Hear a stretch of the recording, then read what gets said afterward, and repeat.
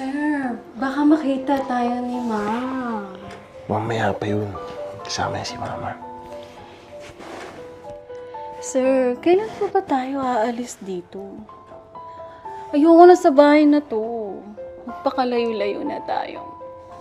Huwag kang mag-alala. Kumukuha lang ako ng tiyempo.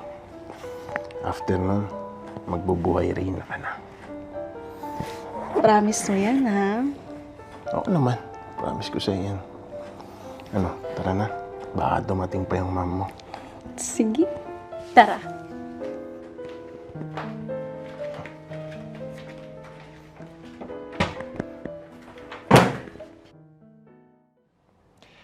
Nak, nagustuhan mo ba yung in-order ko? Ito, ma'am. Oo. Ang ganda po na ito.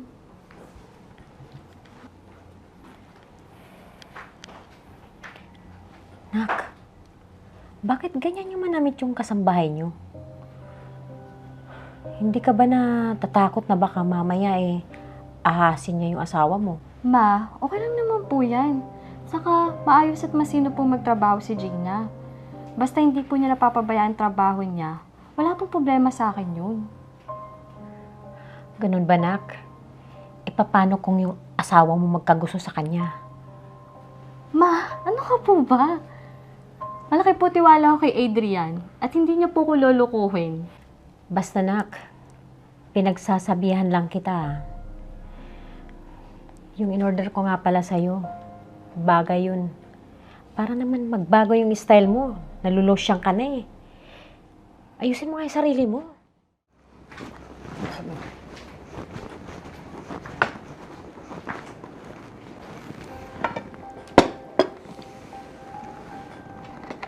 Hinday. Ang sarap naman nitong hain mo. Opo naman, sir. Magaling kasi kayong mag-alaga ng mga empleyado nyo. Sige na, Inday, bupo ka na. Sumabay kang kumain sa amin. Sige po, ma'am. Ma'am, may gusto pa po ba kayong ipahain mamaya? Okay lang sa akin kahit ano. Tanungin mo na lang si Sir kung anong gusto niya. Sir, ano po bang gusto mong kainin? Gusto ko Bicol Express. Piliin maigi yung baboy Gusto ko malaman. Sa maraming gata. Sir, pwede mo ba akong tulungan mamaya? Hindi kasi ako marunong magpiga ng gata. Oo naman, tutulungan kita. Magaling ako dyan. Thank you po, sir.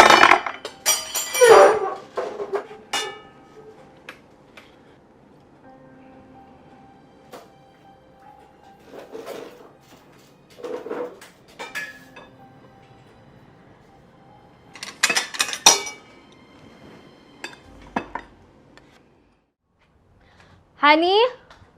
Honey? Nasaan ba yun? Dito naman yung phone niya. Tawagan nga si Yaya.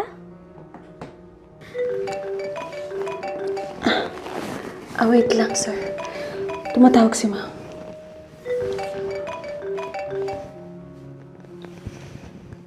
Hello, ma'am. Nasaan ka?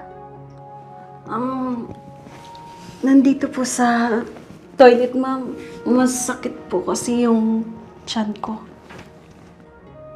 Okay. Nakita mo ba ang sir mo? Wala po, ma'am. Hindi ko po nakita, ma'am. Sige. Salamat.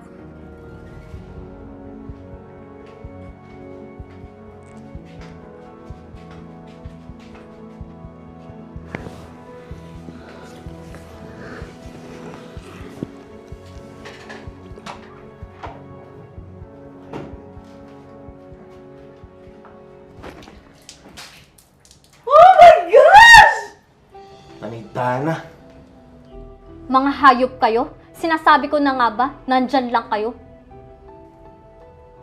anong ginawa mo? Anong ginagawa ko? Gago ka ba? Ikaw, anong ginagawa niyong dalawa dyan? Ganyan ba katigas ang tubol ng babaeng yan para samahan mong tumae? Anong tingin niyo? Mapapaikot niyo ko?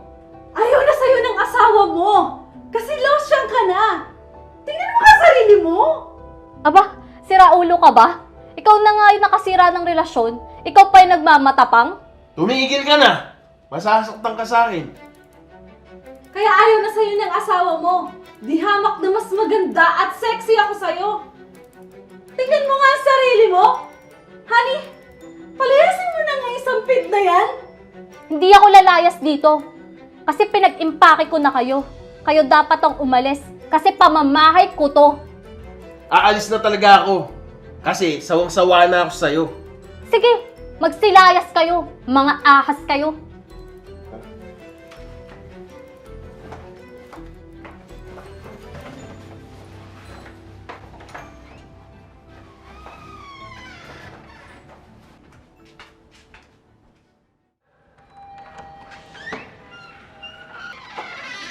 Oh, anong ginagawa ng magaling kong asawa dito?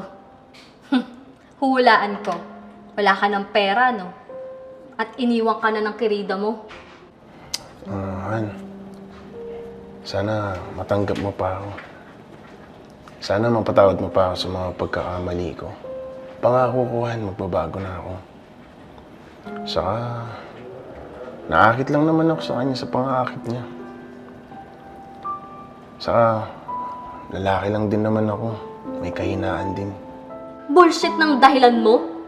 Anong kala mo? Maniniwala pa ako sa'yo? Kung totoong mahal mo ko, kahit sino pa maghubad sa harapan mo, hindi titigas yung kargada mo. Pero nagpadala ka. Kaya sorry ka na lang. Makaka-move on din ako sa'yo. Makakaalis ka na. Han,